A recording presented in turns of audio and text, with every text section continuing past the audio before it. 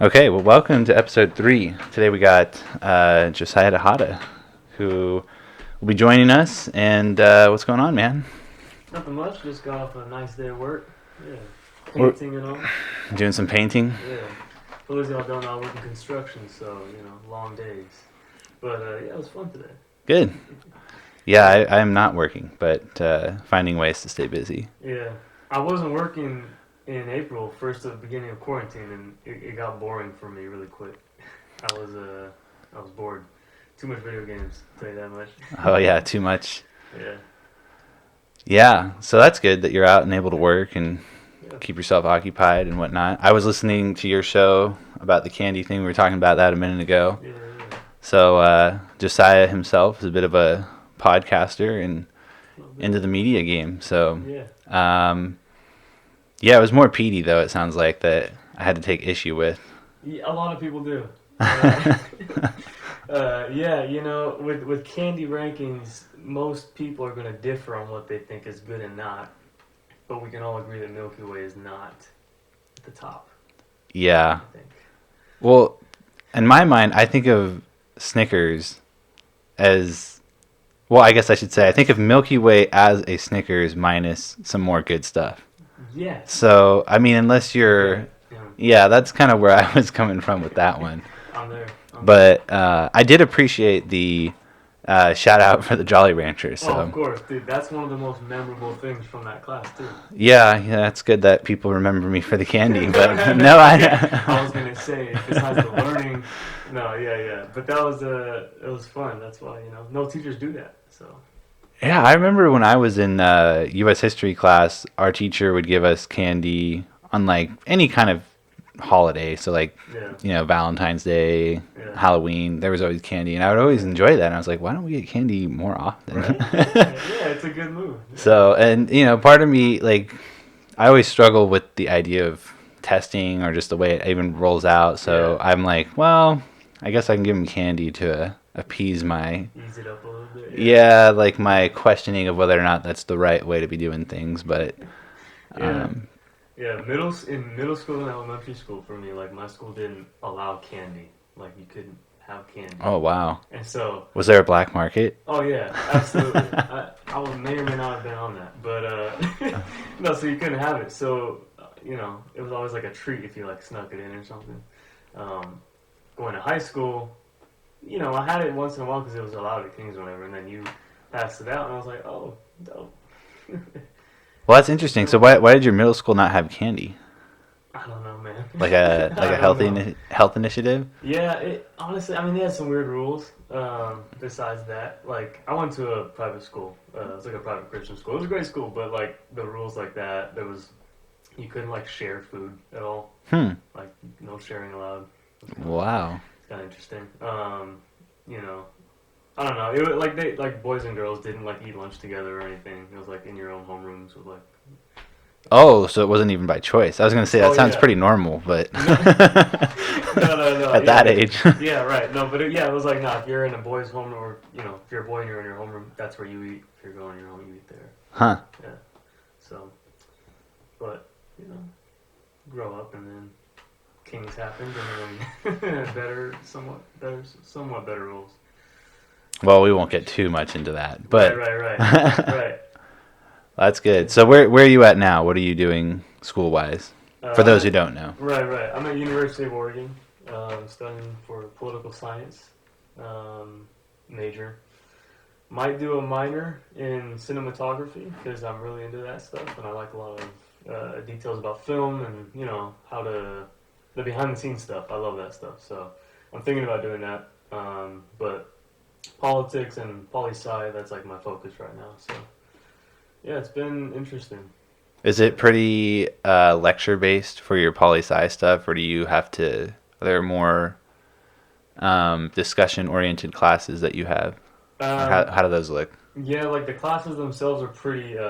It's a lecture. Normally, it's a long lecture, but then there's like other days where it's a discussion. So like it's less students because like my classes have 150, 200 students.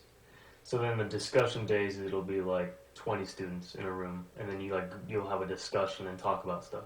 How do they decide what students get to go to the discussion? Everyone has to. Oh, so it's just a rotating thing? Hmm. So it'll be like Monday, Wednesday, you have class, and then Thursday you have a discussion. Oh, wow. Yeah, it's mandatory. Not for like every class at the university, but for some classes, if there is a discussion, it's mandatory. How does that play out? So is it the same group of people every time? Hmm. So there's no rotating? Yeah. So yeah, it's the same people. So you kind of get to know some people a little closer in those settings because in a setting of 200 people, you're really not going to get to know someone who's sitting next to you because that'll change every day or every class. Oh, I see. Yeah. But in a discussion setting, yeah, because sometimes they'll even split you off into groups of like four, Hmm. and then you talk about whatever you learned or whatever you read or the paper you had to type or whatever. Compare what you wrote. And then yeah, so that's another big way where you hear like other people's perspectives about stuff, especially in politics.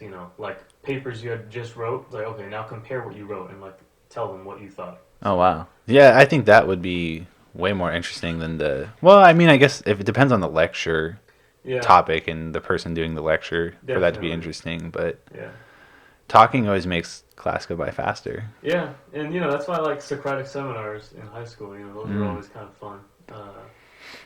But it is more. I think in a weird way, you can learn more from a discussion with your peers than a lecture sometimes. Hmm. Because I think with a lecture, you're there to take it in, like you know what you're doing. Maybe you take notes, but maybe you're not fully engaged, or whatever the reason you might not be fully there, right? With a discussion, you have to be talking, and you have to be in it, kind of. Because if you're not, whatever, you're not going to get participation, you're not going to fully grasp whatever you're talking about. You have to be in the conversation. So, I don't know, I like those a lot, talking with like the other students there, yeah. Is it so when you do these discussions and you said there's about 50 people?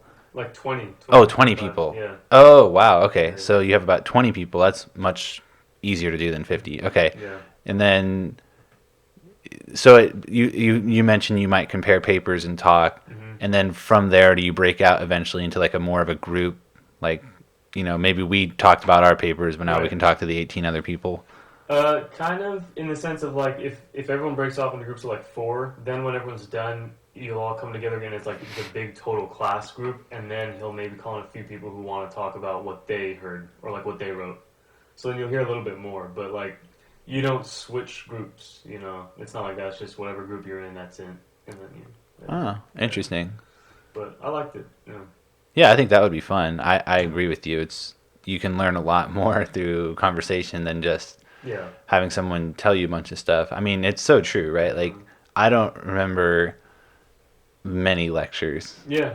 and Yeah. I've sat through many lectures, Yeah. Yeah. So it's definitely not the most effective way to learn. Mhm. I'm pretty sure I read somewhere that it's like only it's one of the least effective ways to like teach somebody is to just tell them how to do something, Right. and the retention for that's not really all that high.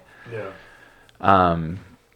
So I agree. Discussing is way better. I found for me that just having to tell someone about something, which is funny, right? Because that's kind of like lecturing. Mhm. But the process of like trying to figure out the information so that I can present it confidently Yeah. forces you to learn it because you don't want to Right. say something that's not accurate. Right. Right. And I mean that's like personally, I'm a big visual learner, which is why sometimes a lecture is like not as effective. Mhm. Like videos help me a lot more sometimes, and I think even like just I don't even know what the word to use, like displays or like things, maybe slideshows, but like different things than just talking, like you're saying. Slideshow with words. Now you're talking. No, it's not that much different. No, but like a slideshow with pictures. Maybe. Yeah. Maybe No. with some GIFs. Maybe with some videos. GIFs or GIFs? Oh man. I don't know. I think I usually say GIF. I say GIF. Who decides this? Well, What does it stand for? is it data or data? I use them interchangeably. It's not good. I haven't really picked a side there. I don't know. Is it caramel or caramel? Caramel. Thank you. Yeah, I haven't You're said normal. caramel. I guess that's a good test. Yeah, no, I had a few friends in high school who said caramel. It bothered me. every time. I just Well, when you say it like that, I don't really hear it. Do it one more time. caramel. Okay, well now you said it a little slower. Yeah, well, Caramel. it's caramel. That's how you should say it, caramel. But then there's some people who maybe they weren't raised right and they say caramel, and then it's like, oh, How is it? I have to look at how it's spelled now. I think it's like Caramel. So what? So where does that extra "ah" come from? Is that what your point is? Well, think about like caramel. If you say it slowly, caramel, Huh. caramel. I don't know. I hear you though. I mean I don't pick those ones. For me, it was always Gonzaga versus Gonzaga, which is where I went because a lot of people will Right. say Gonzaga, and that might even be correct. I don't know. But my point is, when we would go to the basketball games, Yeah. no one's saying "Let's go Zogs." Right. It was "Let's go Zags." Right. So I always say that to people when I hear Gonzaga. I'm like, nah, I think it's Gonzaga. Yeah. I mean Gonzaga sounds right. That's what I mean.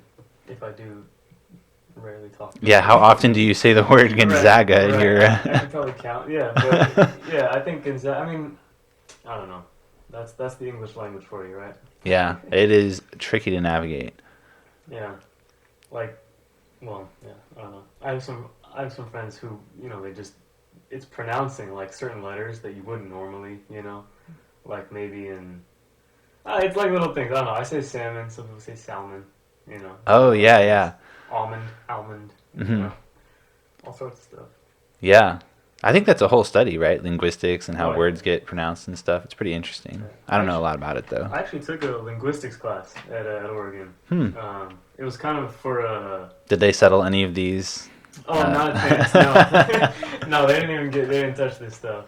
It is interesting though, like the amount that goes into understanding, literally just why things are said certain ways, or like what that translates to, or like the reasons our voices fluctuate with how you say certain things. I don't know. It was interesting. Is it almost getting into the psychology of some of this stuff, too? A little bit. I mean, from what I remember, at least. Too many lectures. Too many lectures. That was the problem. Yeah, it was actually interesting because the teacher, he was a French Jewish guy teaching about the history of English. Huh. Like Like the language. Yeah. Okay. And so it was funny because I was like talking to my friend after class, and I was like, dude, like this guy knows more about our own language than like his own language. Oh, does he speak like French and he Yeah. also speaks Yiddish? Yeah. So Or English. French I knew for sure. I don't know about Yiddish, but French for sure. Okay, so English would be his second language. Yeah. Huh. And it was just interesting but I guess it makes sense, right? Because someone who has to learn English has to like learn English. Oh, You yeah. know what I'm saying? So Yeah. like maybe they would understand it better than someone who's born here and it's just inherent, oh, that's just what you Oh, speak. totally. Yeah. Yeah. I was talking about this with someone recently, and that's, I think, pretty accurate. Yeah. Because there's a lot of things, I'm thinking more about grammar now, that I Mm-hmm. know, but I don't know, right? Like, I know that it's right, but I don't know why it's right. Or I couldn't Right. explain it to you. I can't do Right. a lot of the behind the scenes Yeah. of that. But Yeah. someone who has to learn the language for the first time, Yeah. it's, I guess, fresh in their head. They're going to Yeah. know that a lot more than we would. Yeah, and I mean, I think it's the same with other languages too, because if you talk about grammatical, like Spanish examples to someone who was their first language is Spanish, they're going to be like, oh, I don't use that, or I've never learned that. Hmm. It's like, it's interesting, because you almost learn more about the language, but it ends up being stuff that, like, most of them don't even really use, Hmm.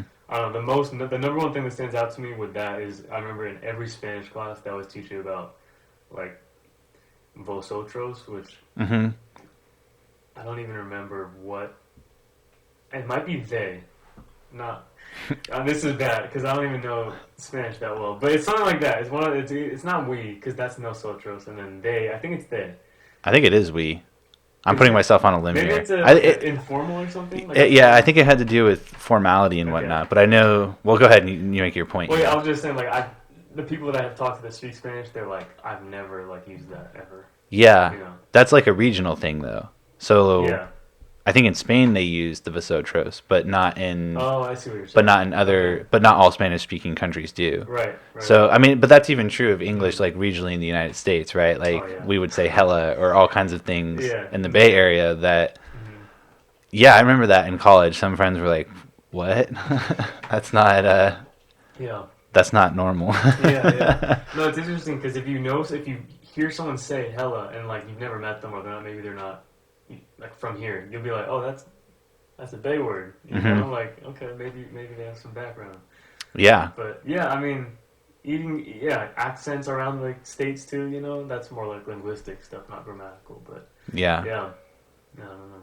yeah. How words and language are impacted by just regional differences, cultural differences, and all Yeah, that stuff. Yeah, linguistics is pretty interesting. Was yeah. that part of? How'd you get into linguistics class? It was it was part of a category of classes that I had to take like one of, and I picked which one, but out of everything in there, I was like, all right, I think I can handle linguistics. Okay. That's what that was. Because it was like in the arts and letters category. Letters? It's called like arts and letters. That's what the category is called. Yeah, it like Huh. involves language and stuff. Oh, I see. And I'll tell you off bat, I'm not an artist, so that was already gone. I was like, I'm not taking any art classes. Oh, okay. So then I was like, I don't really want to take a foreign language class either. So I was like, okay, linguistics. Okay. Why not? Yeah. Sounds like it worked out pretty well. I liked it actually. I mean, again, lecture heavy, but the things I do remember, it was enjoyable. It was cool, like just cool to learn about. Because that's something that like I'm never gonna probably learn about again hmm unless I took my own time and like looked into it. So it was one of those cool classes that I took and got a lot from it, kind of. Do you think? So I'm gonna ask you a question based off of that last statement of Okay. something you'll never use again, Okay. which maybe is true, but you paid for it. Hmm. So one of the things I wonder there is, do we overpay for college when we take these classes maybe that we don't necessarily want or Hmm. need? Right. That's a tough question though. Who gets to Yeah. determine what you need and Yeah. I think. Well, to kind of clarify, I meant like it's a class that I'm never gonna. That category, that subject, I'm Mhm. never gonna like take again, and I'm never gonna like see it again. yeah, you don't plan to use it, Like so the to speak. information from it, like maybe I'll call it back years from now randomly. But like, yeah. But then going to like what you're saying about overpaying maybe for it, like, yeah, I do. I definitely think there are classes.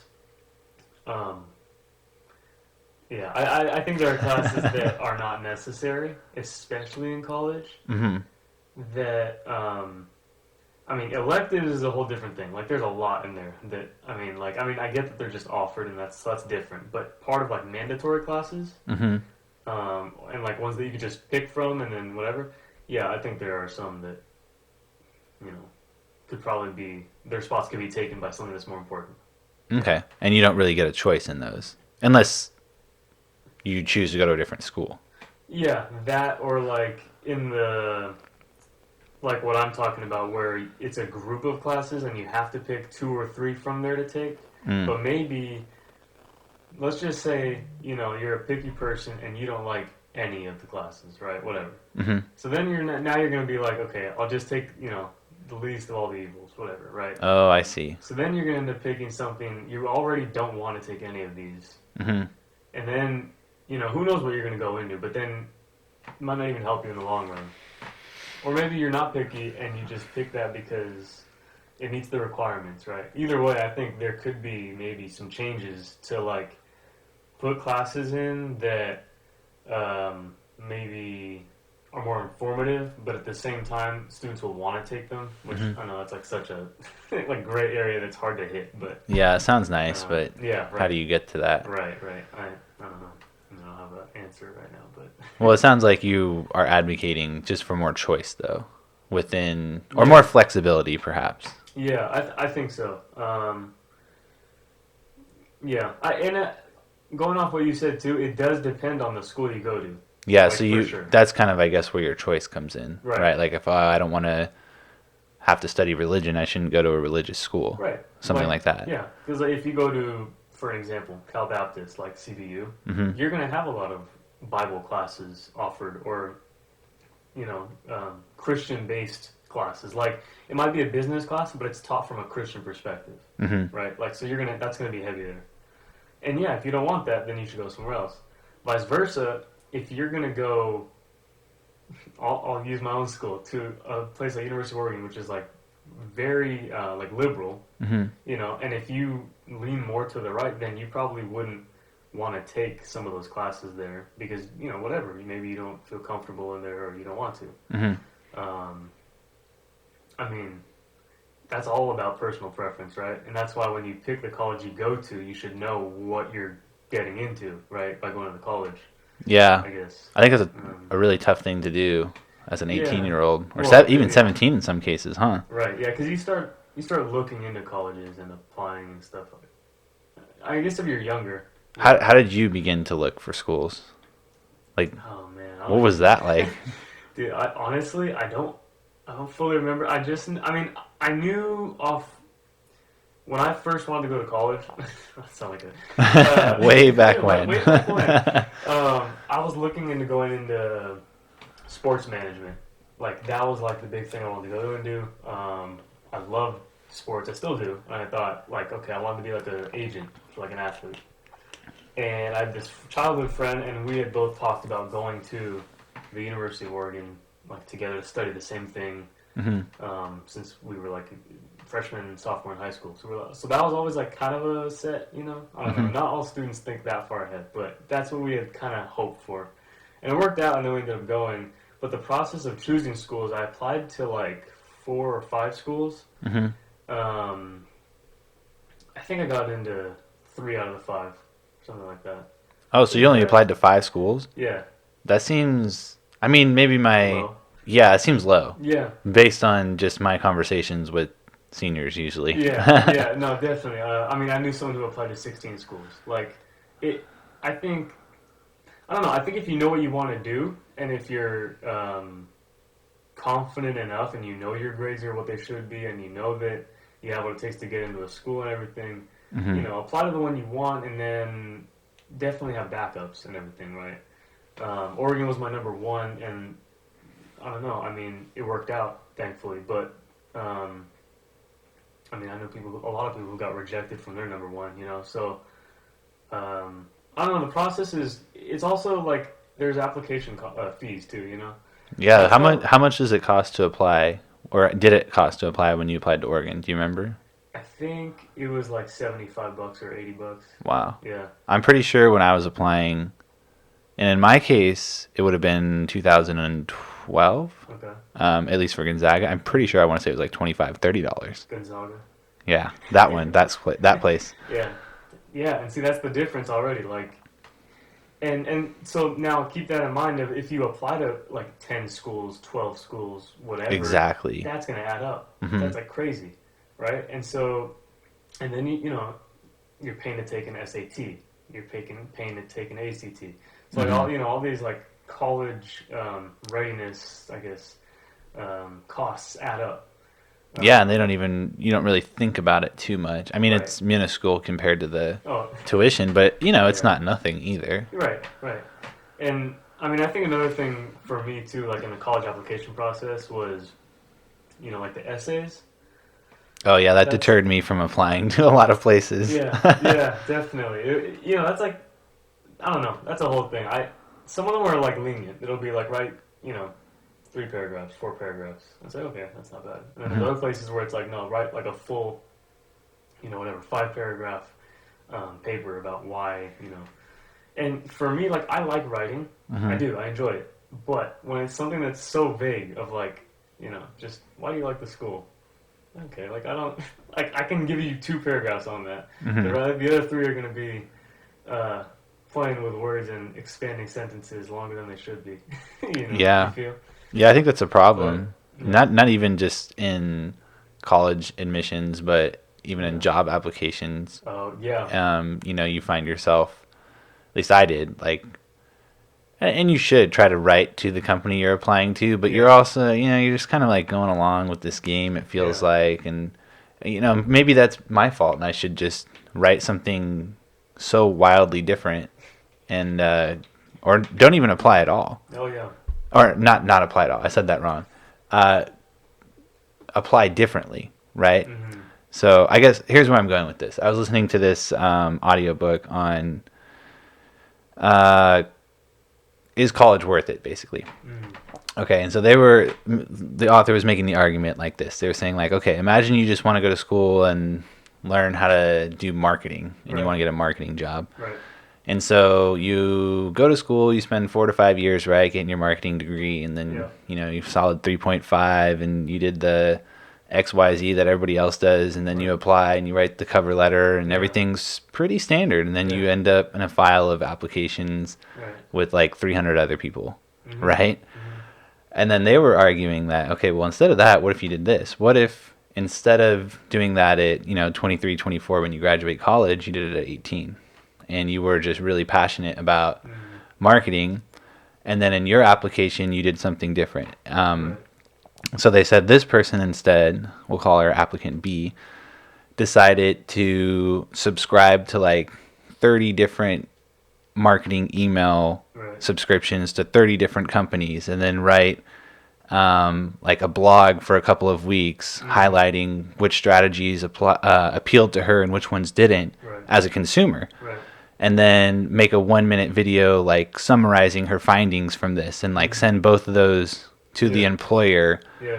and then have like 3 recommendations for how they can improve Mm. their marketing. And I was like, dang, that's way different. That's going to catch Yeah. some eyes right there. I thought that Yeah. was a really smart side by side comparison just to get noticed. Right. Well, yeah. I mean that sets a person apart pretty quickly too, because that almost shows like the amount of effort you have to put in for what you just said. Mhm. Like, and that's the other thing too, though, is like I feel like that would work efficiently, but how many people would do that? You know, I think that's the point they're trying to make, is though, like is what- that we need to encourage more thinking like this, and not kind of the conveyor belt, Mhm. of Yeah, the apply it, education send it system, in. right? Yeah. Like you do this for certain years, and you do Yeah. that for a certain amount of years, and Yeah, then you're in the same spot as everybody else in a certain amount of years that did the same thing as you. And Yeah. how do you, but I mean, that's true in business, right? Like, how do you differentiate your product or your service? So if you think about labor, I mean, it's the same thing, right? Like, how do you differentiate your labor from someone else? Like, how are you going to beat that person out for the job? Yeah. Yeah, and like that could also go into skilled jobs, what they deem skilled jobs versus I Hmm. don't know, maybe. I mean, I'm not knocking any jobs, but I'm just saying what people deem skilled jobs versus more retail jobs or like unskilled jobs. Hmm. Because then, I don't know where I was going with that, but That's all right. yeah, I think that's a good it's a good point though. I mean, if you get people thinking more and trying to apply themselves more when they're trying to get into a school or get into a job or even like getting an internship, right? Like Hmm. those other ways that you listed, like show it almost shows a company or a school that you're applying to like a different side that they might not get from an application that you just write and send in, Yeah. or like it might even show skills or personality traits that you have that they might not know off just a written application, right? Yeah. Um, Especially if the applications are all somewhat similar. I Right. mean, in the context of college, I've Oh. read books, and Yeah. I've heard college admission counselors say, like, Yeah. we get a lot of the same kind of yeah, applications, so it's good to differentiate yourself. Yeah. But, obviously not every 18-year-old or 17-year-old is going to know like Oh, yeah. what they're super passionate about, or Right. 23-year-old for that matter, when they're trying to figure out the next step. But if you do, like in this particular example, someone who is really passionate about marketing and Mhm. all that, then you got to figure out Yeah. a way to capitalize on that. And Yeah. it really is just signaling your value Mhm. more than anything else, Yeah. Yeah, and I mean, I can definitely attest to that because in the sense that when you're 17, 18 and you're applying to colleges and stuff, I mean, it's not, like, it's almost cliche to make fun of this, but the amount of times that people, will ask you, like, oh, what do you want to do when you're older? Or like, oh, what do you, Mhm. what job do you want and stuff? And most 18-year-olds don't know. like they don't. Yeah. Um, I kind of had an idea, and that's already changed, Mm-hmm. right? And I think that's also part of like a good thing of going to college, although there are some negatives. But one of the good things is, okay, you try it out and you really get to see, once you get into specific, major specific classes, okay, you're starting to see now what you're studying. Mm-hmm. And you can start thinking now, okay, well, maybe I don't want to do this. Or like maybe I do, but a different career option than what I was thinking originally, you know? Yeah. And that's something I think that's like people, especially college students, should be able to accept is like it's okay to change your mind, and it's okay for like your plans to change, maybe halfway through college, maybe a year in, whatever. Like, I think there is kind of a taboo or like a negative connotation with like switching majors or Oh, really? I think so. Huh. I think at least from the people I've talked to, Like you maybe didn't stick to the plan. What's wrong with you? yeah, like I didn't. I'm still staying on the same thing. But like people I've talked to, when they, when you talk about like switching majors or switching career paths or whatever, Mm-hmm. maybe it's not negative, but a lot of times it's not positive. Like, so I guess I don't know. Maybe it's just they're skeptical of like, oh well, like why? I thought you were doing this, or like Yeah, maybe it makes them uncomfortable because yeah, then yeah, that could become their reality, and they don't yeah, want to. I don't know. Maybe. yeah. And so that's why I think you learn stuff. So when you're gonna go to college, you're gonna learn, and you're gonna be able to realize, okay, you know what, maybe this isn't for me, or maybe I need to just take a step back and think about doing something else or whatever. Who knows? Mm-hmm. I don't know. But Yeah, maybe a year isn't enough time to decide. There's two sides to that. I don't know. a year isn't. Oh, to decide your major, you mean? Well, no, I'm Once you're saying there. like if someone's like they finish their first year of college and Uh then huh. they think, all right, I want to switch majors. Uh I'm huh. saying maybe a year, maybe give it some more time. Oh yeah. Where's the Who knows? balance? Yeah.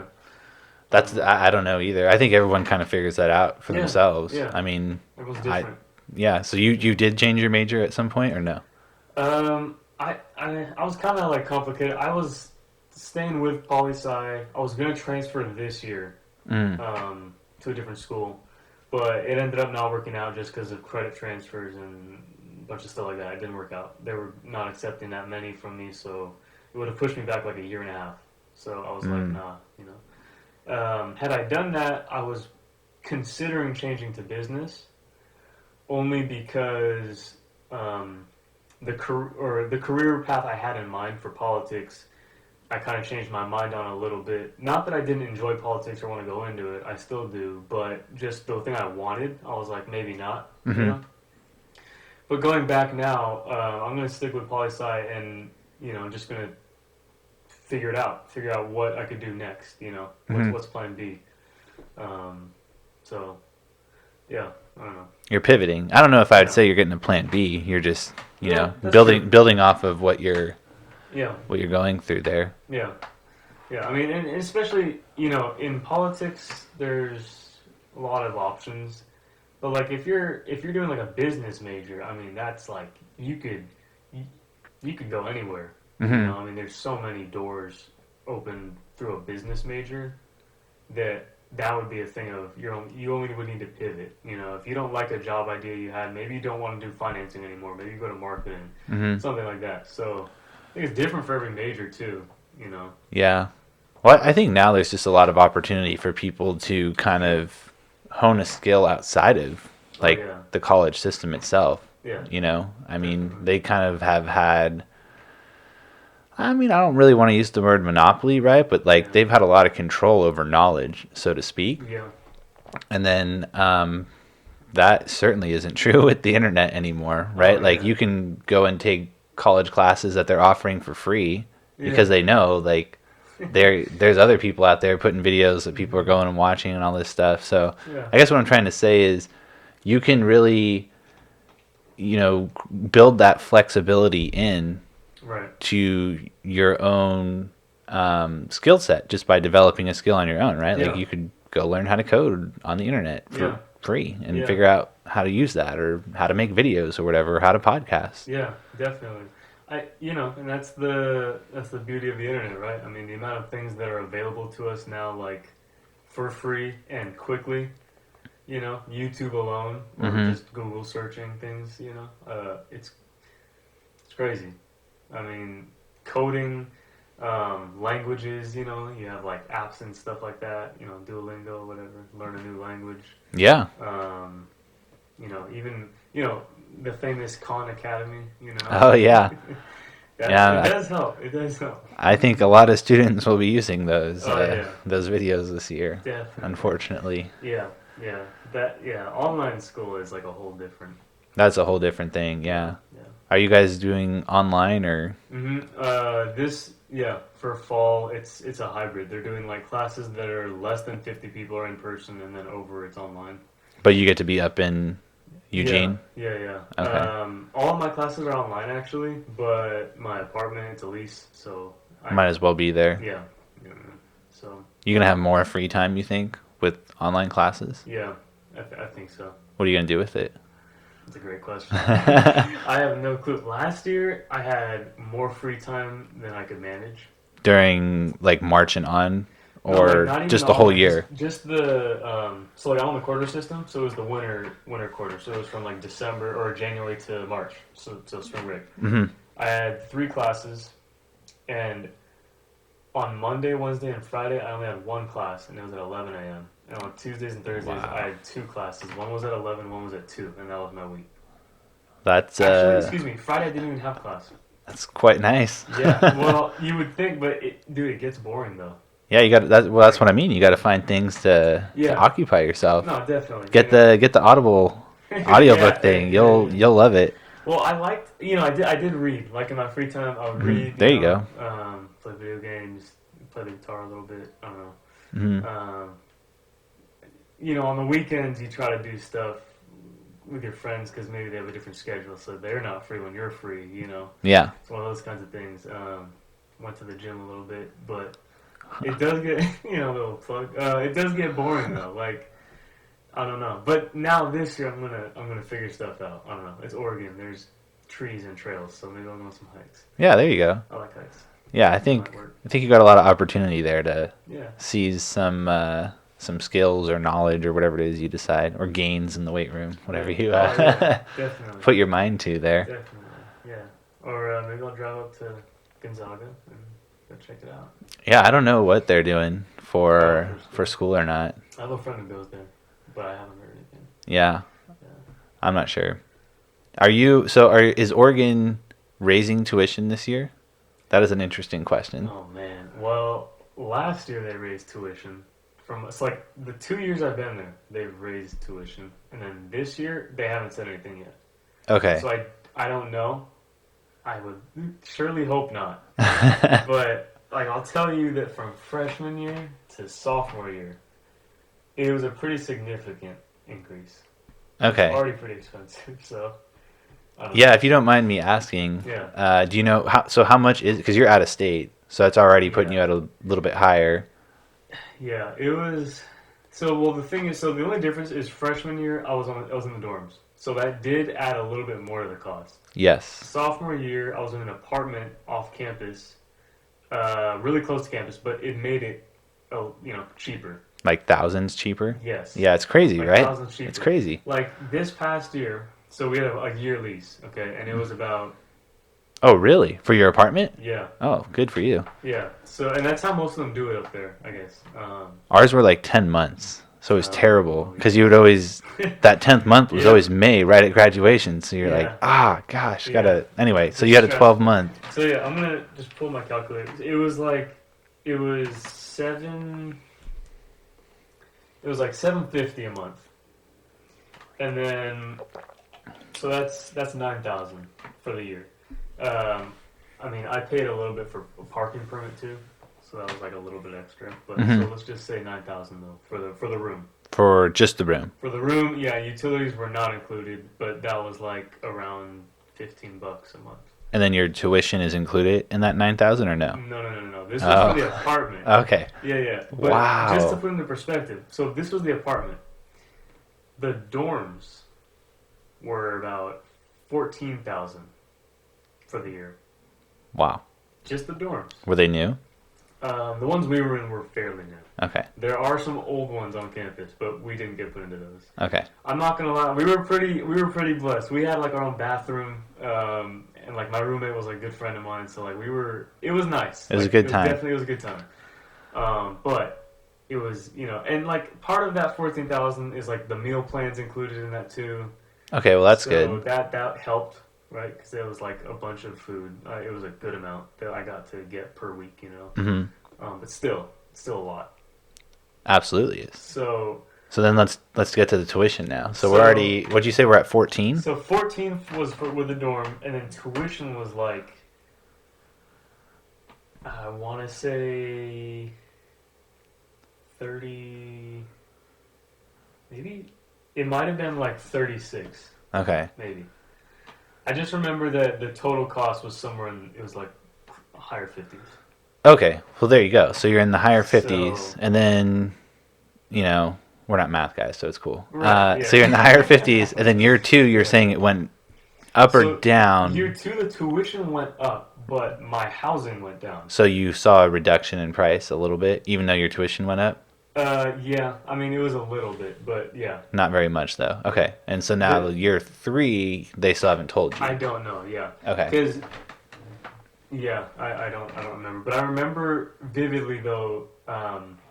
Last year, they were talking about raising the tuition, Mm-hmm. and it was pretty much like it wasn't a matter of we're thinking about doing it. It was we're gonna do it, but like we're just telling you guys now. That was kind of what it was, Yeah. and like the students weren't happy. So like there were like I remember there were like student union like meetings, like every month and stuff, and they were like trying to talk about like plans to like send to the president to try to like find other ways to go about it.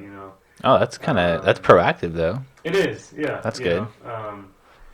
I don't know if they made an impact, but I guess you'll find out soon. I guess it will. Yeah, hopefully they did. Yeah. I think it's crazy how expensive these schools are. Oh yeah, no, I was just talking about this the other day with someone.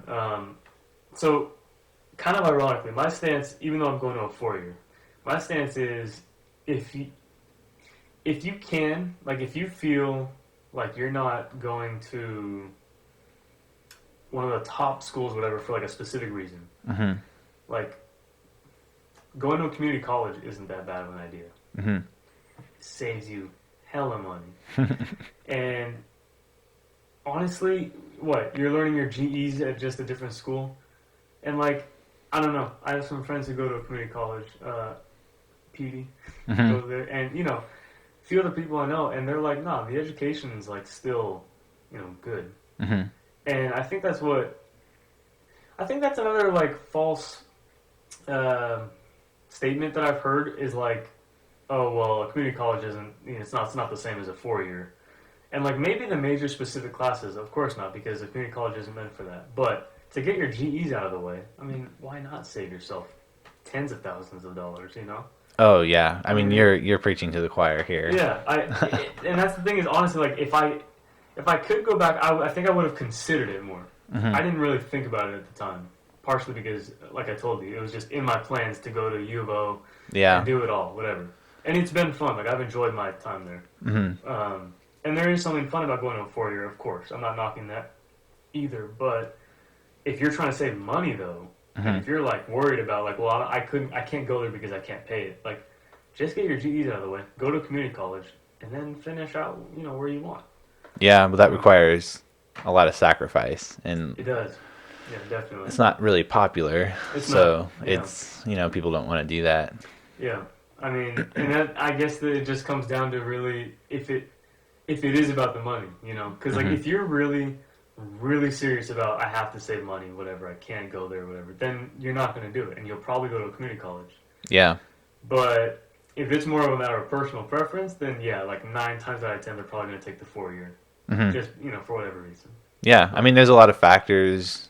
These kids are teenagers, and Yeah, I mean, I don't know about all kids, but at least in the private schools, usually they get to the 4-year and they avoid community college at all costs because Yeah. they have some means to pay for school, and it's like, yeah, in my mind, I completely agree with you, yeah, and that even if you did have the means to go and like not get into a lot of debt or even none, maybe, like, I still advocate for the community college because Yeah. really, I mean, I guess I think about things hyper rationally sometimes, but I think of it as like, well, the whole point of going to college, yes, is the learning and all that, but ultimately, like, what you're really after is that piece of paper, right? That Right. degree that says to the employer, like, you're Yeah. signaling to them, hey, I'm, relatively qualified. Yeah. And how do I know that's true? Because every time class is canceled, Yeah. students celebrate. They're Yeah. not disappointed. Yeah. So Yeah. I think that uh, if that's the end game, then it seems like the best thing you should do is get that piece of paper as cheaply as possible. Yeah. So I completely advocate for the community college route. Yeah. And there's other things that you can do too, kind of like what you're talking about, moving Yeah. off campus to save money. Like anything you can do to minimize your investment cost up front Yeah. is going to give you a higher return. Like For sure. that's just math. Yeah. Yeah. Even though I'm not a math guy, I'm but not, I'm not close to that. but I Yeah. know that. Yeah. No, I know. But that also goes into students and what are they going to college for? Because That's I'm a trying to think, that's a like, question that's not going to be answered by every student the same way. well, that's what I'm saying. Like, you're going to have students that go for the education, of course, Hmm. and that, yeah. But then you're going to have students that go to schools for social reasons, Hmm. for sports reasons. They want to go to a D1 school where they can watch good sports, which, hey, I'm not mad about that. Hmm. Oregon's got some nice teams. Hmm. But, and so that's why I think, especially the students who don't have the education at their forefront of their mind, Hmm. then, like, to them, they're definitely not going to choose a community college because they're in it for the social, for the fun times, for whatever. Hmm. So, I mean, I don't know. I know both ends of the spectrum, and it's, Yeah. I don't think there's anything wrong with yeah, definitely not. emphasizing the social Definitely fun. not. I mean, like, college is very formative socially. It's Oh, yeah. really, really good to learn how to live with people and all that stuff. It's Yeah. just when it comes at the cost Oh, that it's yeah. coming at for some of these kids when they graduate, Yeah. then it's like, wait a minute, we need to think about this. Like, USC is somewhere like in the 80s.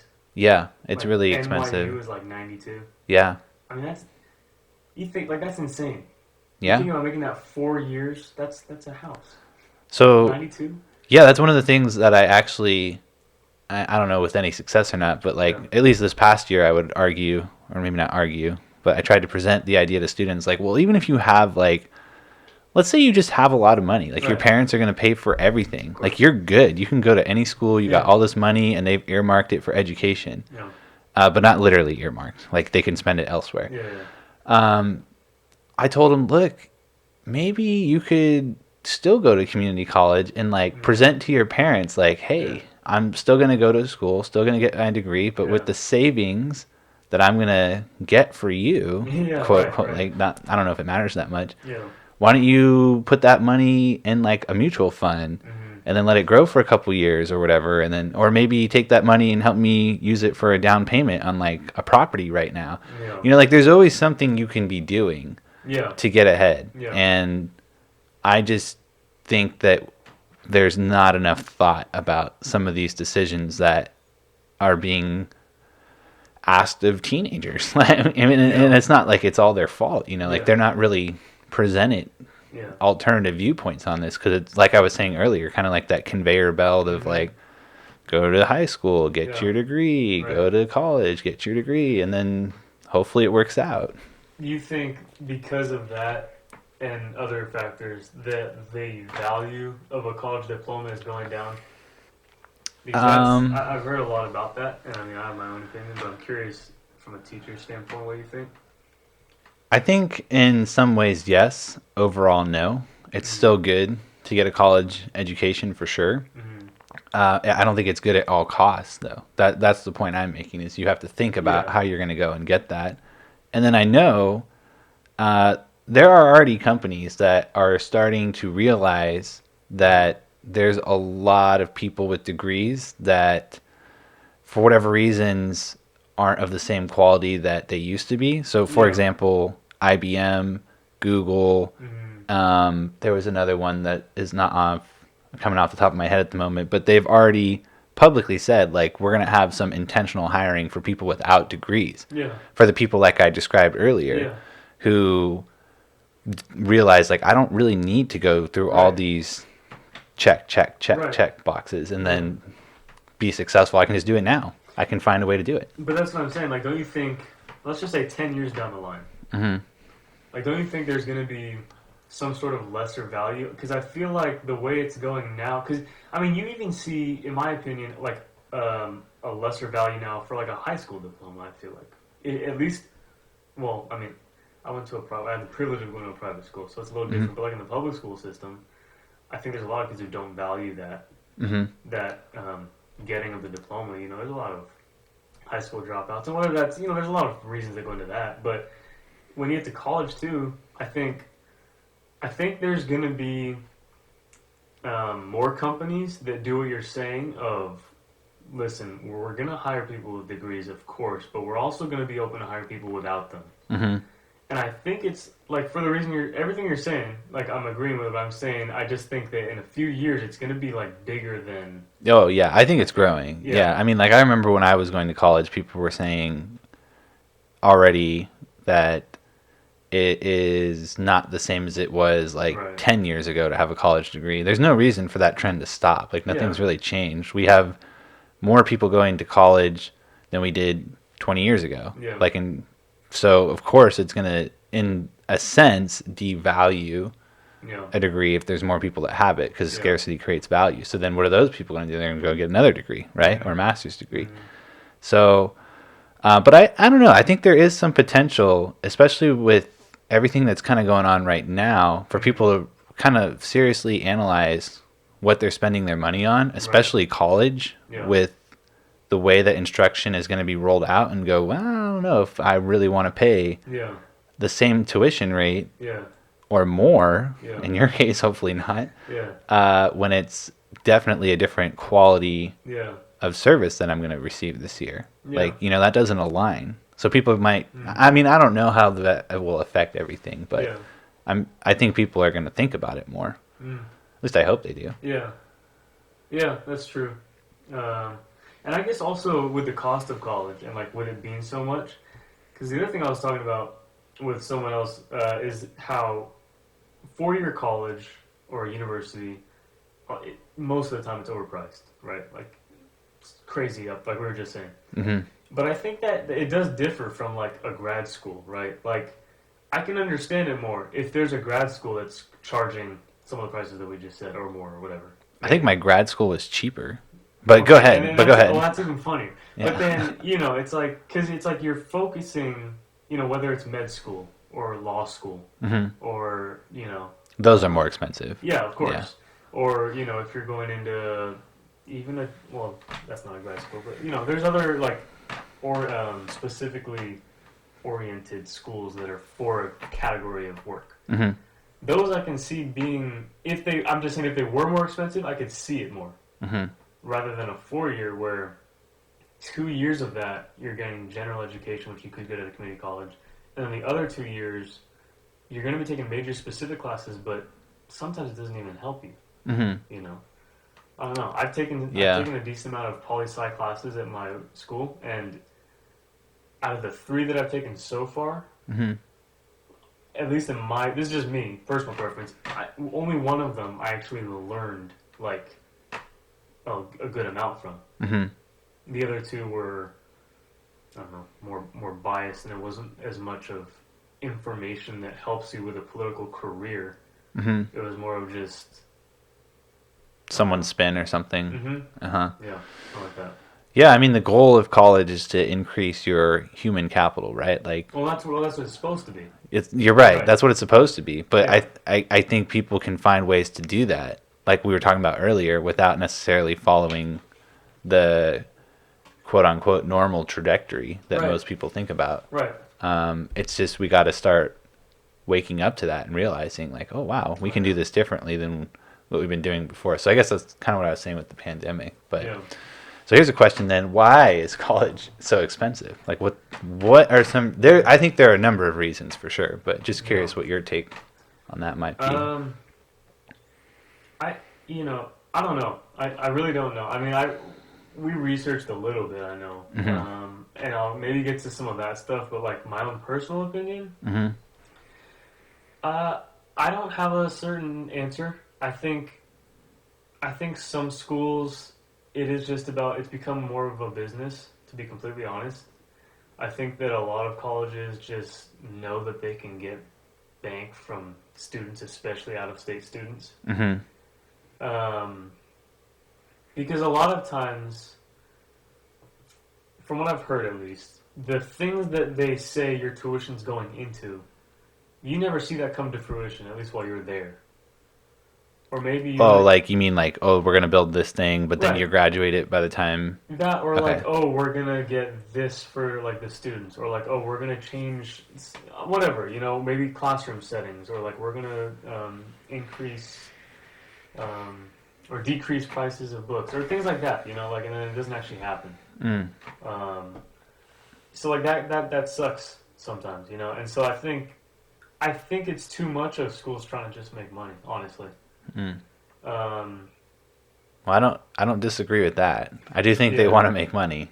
well, yeah, but That's for I sure. think it's just because with some of the increases of tuition, I mean, like my school, yeah, it went up, but like I've read some reports of like other schools that went up like way more, and it's like unless they give you a detailed like breakdown of why this is increasing, Hmm. anyone in their right mind is going to be like, why do you need that much more money? Hmm.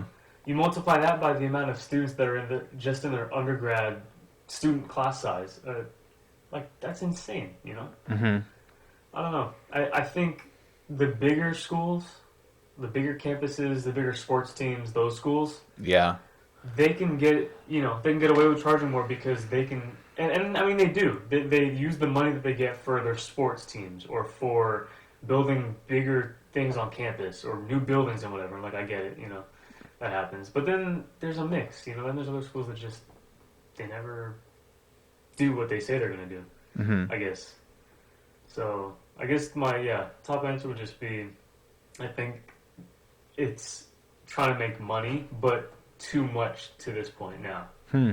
Um, in terms of what I found, like researching stuff, again, the main answer that comes up is well, because state funding got cut. Hmm. State funding was lowered, Hmm. and I'm sure that's a part that has to be, without a doubt. Hmm. I don't know if that's the only thing though. Hmm. I would probably. I mean, I'd enjoy researching more about it because that's all I found so far. Hmm. Um, kind of like we talked about, like the FFEL program in like the '60s, and now they're doing direct loans, so it's like through the U.S. Treasury, and it's not like private lenders and stuff, so it's different. Yeah. Um, We might need to explain that, but I agree right, with what right, you're right. saying there. I Yeah, think you're absolutely right. And then yeah, for sure the funding cuts that like we were talking about before this. yeah, I remember funding cuts when I was at community college, and then just kind of assuming like they would go back up when the economy got yeah, better. And yeah, I was looking at some of that stuff you sent me, and I was like, oh wow, it actually didn't go up as much as I thought it would, yeah, which surprised me. So for sure that's part of it. But I think a really big one, when I was doing some research too, that was not really intuitive. yeah, Well, there was two. So one's intuitive, right? One's just supply and demand. So yeah, I was reading that a lot more people just want to go to college now. yeah, And so if you have more people that want to go, and then you don't have that many more schools, and then of course you're going to have like a increase in price there. So that's one. And then the other one, which I thought was interesting, which kind of what you're talking about with the loans there. So in the yeah. 60s, part of the LBJ administration, right, the Right, Great Society wanted to help make college more accessible and affordable. right, And so they created these loans where the government would help provide to low income people, and yeah, they would subsidize the interest rates or even the loan itself yeah, in some cases. And that seemed to be okay for a while. But then in 1978, because I don't know exactly why, but I'm going to guess it had to do with like perceived equity, right? There was mm, this new addition to that I want to say 1965 Act, yeah, which increased the recipient pool for who could get all these loans, and it was targeted towards the middle class. Right. And so then you have so essentially what's happening is you have the government backing and providing all of these loans to people, so they're increasing credit lines for people to borrow to go to school. So if you increase the credit lines, that fuels the excess demand. Yeah. So the colleges are sitting there like, what do we have to lose? We have nothing but profit to gain from this, because all these loans are now flooding the market that weren't there before. Right. And so they're able to just keep rising tuition. Yeah. And so like a tangible example would be like the Pell Grants, right? Like Pell Grants are, you don't have to pay those back at all. It's like literally free money. Yeah. So those were originally just for low income people. Like there was income tied to that. And I think there still are some, I think they might have revised it, but at least in 78 when they changed it, it wasn't tied to income. So that led to a huge spike, right? If you're going to hand out free money, it's just going to increase the cost. So yeah, just stuff like that where, you know, something that sounds like is a really good idea, it's going to be great, actually allowed the colleges to just, you know, like feed on the cash cow, so to speak. And I'm going to get this wrong, I think, but there was a statistic that the Federal Reserve Bank of New York, when they did a study on this, they found like for every dollar that the government spent on, I want to say the Pell Grants, it might have been a different one, the colleges raised their tuition like 65 cents to that dollar. So it's like you're not really helping people as much as you think you are. It's like, wow, that's pretty crazy stuff right there. Yeah, that's insane. Yeah, so I mean, there's all kinds of problems, I suppose, with kind of how it's happening. I'm not sure. So what do you think, this is a vague question, what do you think could be done to lower the cost of college then? Well, it's unpopular, but probably putting more restrictions on some of the free credit lines, or maybe not free credit, but like restricting the credit lines a little bit might be helpful to kind of pull some of the money out of that. If they're not already super attached to financial need, really making sure that that's done well. Because you really, whatever your policy is, you need to get the colleges to start making tough decisions. And not the American people, not teenagers. Right. That's where I stand on this issue. There's been some interesting things out there too. Like, well, obviously, making more schools would be a pretty good one. I have no idea what it takes to start a college. But that would probably help. You should start your own college. Yeah, I don't know how to do that, but I could think about that. That could be fun. The Vido school? Yeah, Vido. I don't know. I'd have to think about that. We'll take some names. I don't know. I've not thought about this. I'm trying to remember what you asked me. How do we fix this? Yeah, I said, how would we lower the cost of college? Oh, yeah. Let me see here. I had one other idea. Well, maybe I didn't. But making more schools, performance standards for aides. Making the Pell Grants definitely income dependent. Stuff like that. I think just trying to create a market balance between supply and demand would be the biggest thing. So maybe I should start a school. I don't know. You should.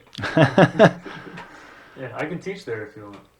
Yeah. I have credentials. It's crazy. I don't know if I would. That's another interesting thing. Just the concept of like credentials and licenses to say that I can do this, you know. Well, that's the thing. Like, yeah, I'm curious what it takes to say, all right, I'm starting a school. I'm starting a college. Like, because you have to be nationally recognized. No. I don't know. I mean, I would assume. I'm sure you have to jump through some sort of. Oh yeah. You have to do this paperwork, that paperwork, meet these standards. I'm sure it's not easy. Yeah. And that's what's crazy is some of these schools that have been here since the 1800s, the early 1900s. Like there's buildings on my campus that have been there since like 1900 or before, and it's like, I mean, it is what it's normal, but it's crazy if you kind of take a second to think about like this has been here that long. I'm sure what they had to go through then to start a college is very different than. No, that's a great point. Than right now. So what are new colleges? I'm trying to think what any new college, like the newest one I can think of is Grand Canyon University. Oh, I can't think of anything else like in the last 10 years that was like, hey, it's a new school. Yeah. I'm sure there are, I just don't know them. But that seems problematic, right? Like, Yeah. But like then, I mean, yeah. I mean, I'd have to look into it because then all the schools we have right now, like how often was it that they were popping out? Oh, new school announcement. There's a new college now. Like, I wonder like what are the years between each one? Like how? hmm Because I don't know. Maybe we're just due for a new college next year. Who knows? yeah, can't hurt. I don't know. But yeah, I don't know. That's kind of Yeah, education history is pretty interesting. I'm starting to try to learn more about it yeah, at the college level and the secondary level, and just look at what other countries do too, yeah, just to kind of compare. yeah. But yeah, I'll go on a little side rant here if you don't mind. I was Oh, yeah. learning about how schools started in the United States, like public schools. Uh, You'll know. So guess what country the model came from? our public school Like the system? one that we have now. Um, Greenland, That's a great guess. Does start with a G. Well, Germany. at the time, yeah, it was Prussia, right? Which, part of Germany. Yeah, So apparently in the 1830s, like before that, schools were pretty much just like, we're going to teach you to read, we're going to teach you to write. Like, yeah, I don't really know how they determined who teachers would be. And, yeah. it was really small. Kind of like, Sure. I don't know if you've heard anything about micro schools, but that's kind of No, a trending thing that I've seen on Twitter. And Okay. I imagine it was like that, if you want to check that out. Okay. So in the 1830s, though, prior to that, the Prussian army lost to Napoleon, right? Like when the Napoleon Right. Wars were happening, and they were like, why'd we lose? And I guess the determination of the Prussian government was, we lost because our soldiers thought for themselves Oh. and they didn't follow orders. Oh. This is crazy, right? Yeah. And so then the government devised a plan in Prussia to like create this school system where they taught students like to be really respectful of authority, Yeah. to not Don't think think outside. crazy. Exactly. Yeah, kind of That's like crazy. it is crazy. And so then Horace Mann, who is an American from Massachusetts of German descent, Uh-huh. goes to Prussia for a while, Okay. learns about this model, and brings it back to the United States. Wow. And then Massachusetts becomes the first state to have compulsory education where you have to go. Hmm. And it was all based on this Prussian model, which again is like, take the orders, Yeah. be the factory worker, Yeah. don't step out of line. And I was Don't like, ask questions. yeah, it's not very good. No, it's not. That's not at all No. what our economy needs now, right? Like in the 21st century, we don't have an industrial Right. economy anymore. So, I mean, I'm not saying we're like on the Prussian model, but I was Yeah. just fascinated to learn like that's kind of the origin of it. Like, Oh, yeah. whoa. That is interesting. I've never heard that.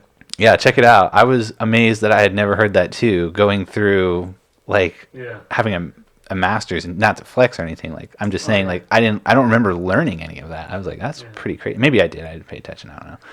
So that was something that I was looking into, and just, Yeah.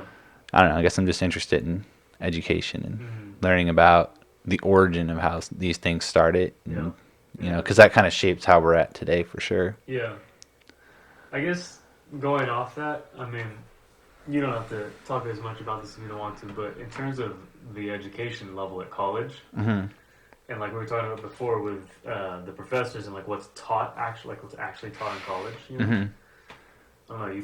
Off the top of your head, do you think that there's a lot of bias that goes on? Maybe. Well, yeah. Okay, so every teacher has bias at any level. It's just Yeah. a question of what do they do with it. Well, like more one way than the other. Like in the college education system, hmm I don't know, based off maybe what you've read or seen or whatever. Yeah, I mean,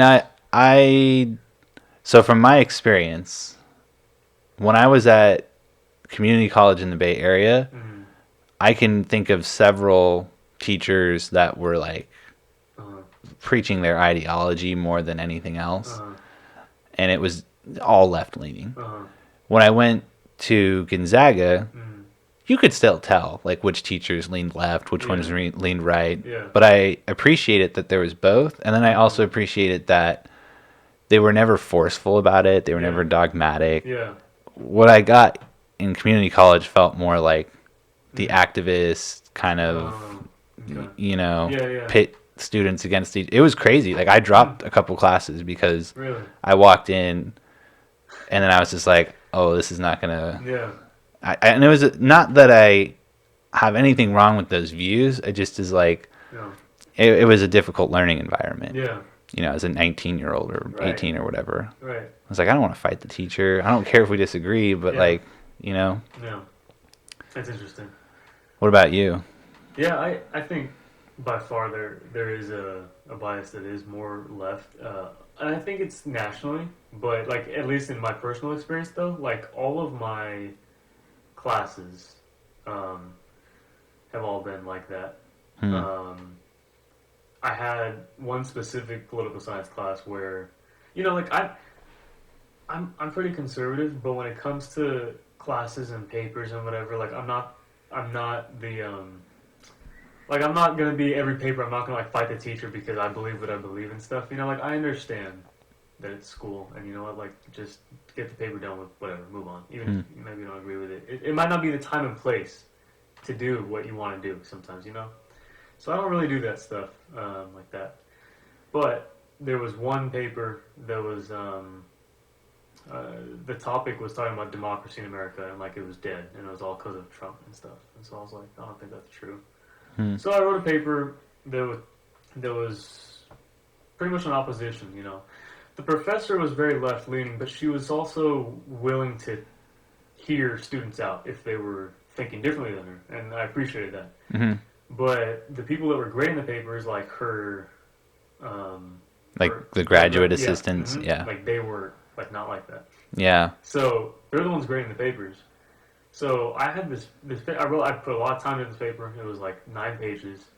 Had it proofread like 4 to 5 times by different people. One of them was an English teacher right now in high school, Hmm. and you know fixed what I thought I needed to. Cited unbiased sources and everything. And I felt like the grade was probably a 90, Hmm. maybe a 91. You know, I ended up getting a 68 on it. Ouch. And you know, just in case like there was any doubt of okay, well maybe it's just the paper wasn't good, you know. Like the person who graded it, the reason that I got back was like a whole paragraph just going in on the things I said about I don't know, President Trump and democracy that he felt were completely wrong, and I was ill informed, and the sources I used were this and this and that and whatever. Hmm. And he was like, if you want to know more about why you're incredibly wrong, come see me in my office hours. And I was like, okay. Did you go? No. Oh man, you should have gone. I didn't have to hear that. So, you know, it is interesting, like, to be taught, I guess, from like that. And, like, I mean, I looked at some stats before this, you know, and, like, I can read you some of the things about like ratios, you know, of professors. The last complete study done of the whole country, at least, and professors was done in 2007. Hmm. And things have changed a lot since then. 2007. Yeah. Hmm. But when that study was done, it sampled 1,417 professors from 927 institutions. And it found that 44% were liberal, 46% were moderate, and 9% were conservative. Hmm. And then in 2016, a different study was done just out of 40 American universities. And in the history department, the ratio of Democrat to Republican was 33.5 to 1. Hmm. In econ, it was 4.5 to 1. And in social science, it was 11.5 to 1. Yeah, there's just not a lot of, at least, diversity of thought, perhaps, in that. But Yeah. yeah, I mean, it can be problematic if there is a difference though between like the left-leaning teachers Oh, yeah. who are more dogmatic than the ones who are like you were describing, maybe, or more open-minded. But Yeah. just on paper, Without a that's definitely not equitable either. Yeah. And, you know, like, I'm not saying every school needs to be conservative leaning and all that. Like, by all means, whatever. I'm just, there should be at least, if not equal, just more, you know?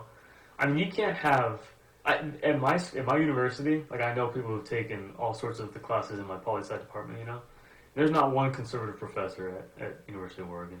Mm-hmm. It's like, again, I'm not here to complain. I'm just saying though, like in terms of education, if conservative students are going to go to college and be taught by, leftist professors, and whether they're dogmatic or not, whatever. Mm-hmm. But if they're going to be taught by that side of, thought, then I just, maybe more leftist students should also be taught by conservative professors too. I feel like both, you need to learn. It's good to learn what, maybe what you don't believe. Mm-hmm. It's good to learn that stuff, whether you like it or not. And in terms of education, you can't just, even if it was all conservative, I'd be against it too. Because you can't just have one side of thought teaching everything. Mm-hmm. Like, this is like the future, right? Like, these are kids trying to get their education. Mm-hmm. But either, again, left or right, if it's just one side, then that's not helping. You have to have, you need to be able to hear both, Mm-hmm. and then decide, okay, for me, I think this is right, or I think I believe this. Mm-hmm.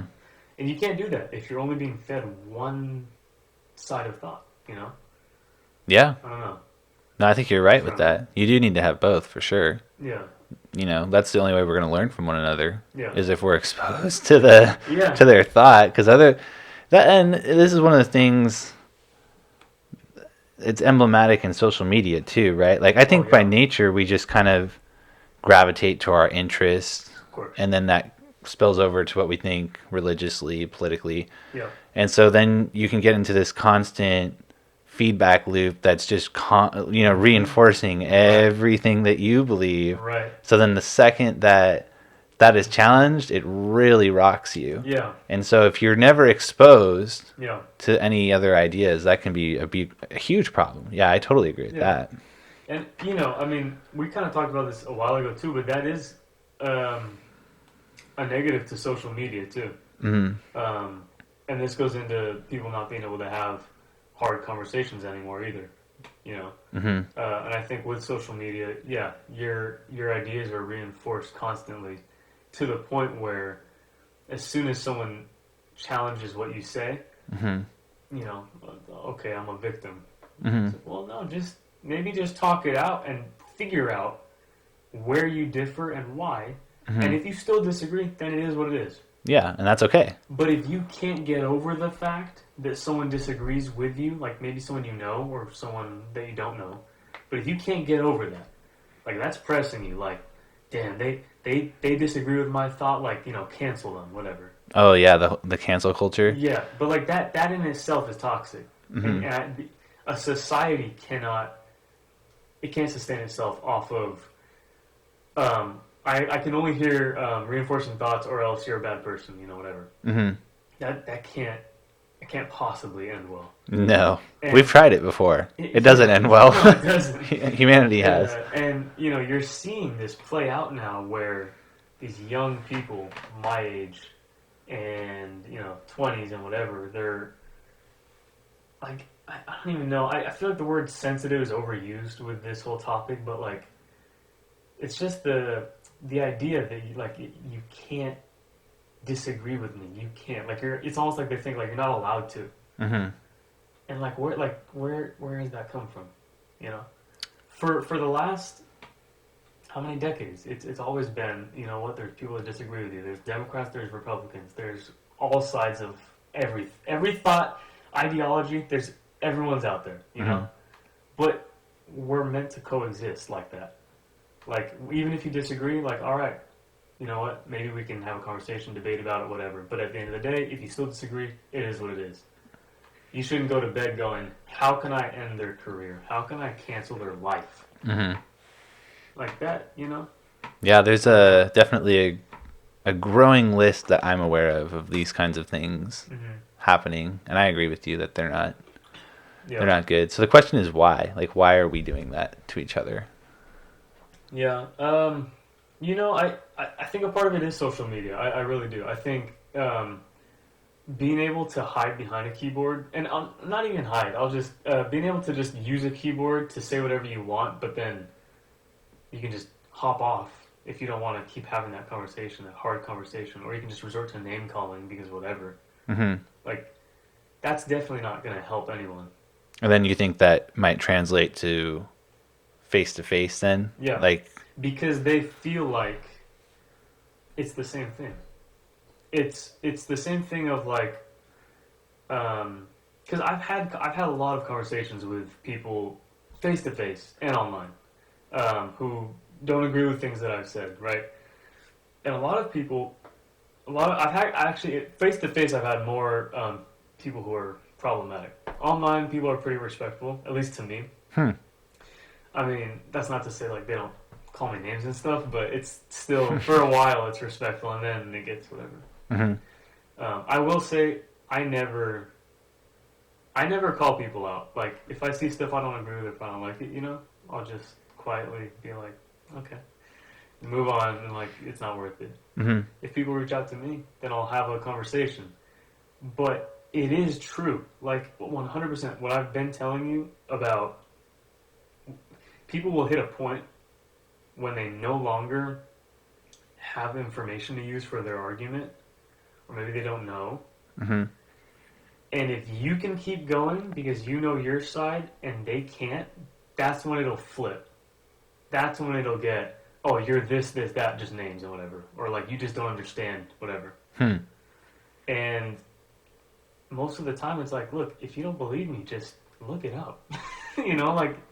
That's another thing.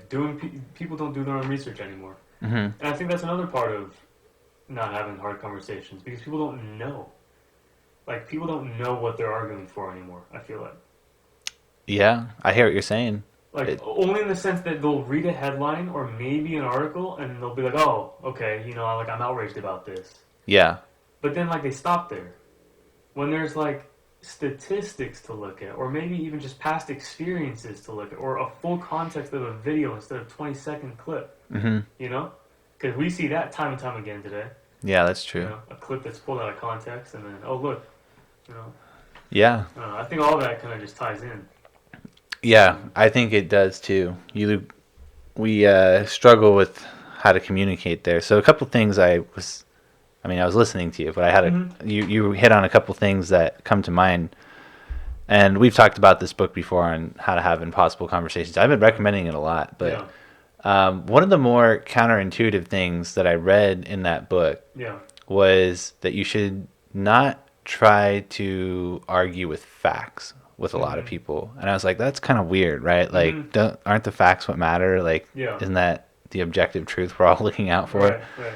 But what the book was saying was, some people just aren't going to be moved by facts, and what instead you need to do is be way more Socratic, right? Like, try to ask questions that lead them to doubt, because doubt pulls you back towards the middle, if we want to use that to help us think about it. And I was like, that's a really good point, right? Like, no, people are way more responsive to questions in which you're maybe leading them or just helping them to think about it out loud, and that is way more effective than, well, I'm going to arm myself with all these facts, and then I know when to say this fact because they said that thing. And it's like, and I think that's true just from watching conversations, because I've seen a lot of this in my class, where it's like, student says X, other student knows that when this student says X, they have to say Y, and it's like kind of calculated, and it's weird, right? Like, it's all very surface level. No one's really listening to each other. So this was a really cool thing I thought that I was reading about. Maybe not trying to give facts to people, but try to ask them questions to instill doubt. And then they go into a lot of different ways that could be done. But I was like, that's a pretty smart idea. That's a good point.